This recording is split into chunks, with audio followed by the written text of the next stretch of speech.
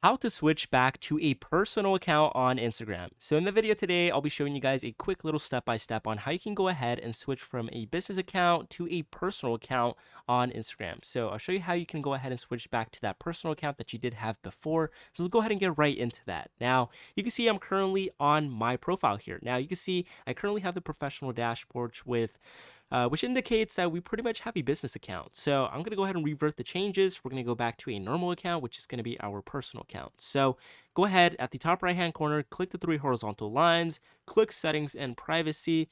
Make your way down. You can see here we actually have creator tools here. Now, basically, go ahead and click that creator tools and controls right here. Go back to the bottom right here. It should be fourth to last here. So it should say switch account type. Click on that, then click switch to personal account. That's going to ask you guys if you want to switch back. Just go ahead and think this through and then go ahead and click the button switch to personal account. Now you can see here it's a little bit slow here, but it went ahead, exited me out of there, and I no longer have a professional dashboard, which indicates that we are currently on a personal account right now. So that's essentially how you switch back to a personal account on Instagram in 2023. This applies to every other update. You can do this whenever.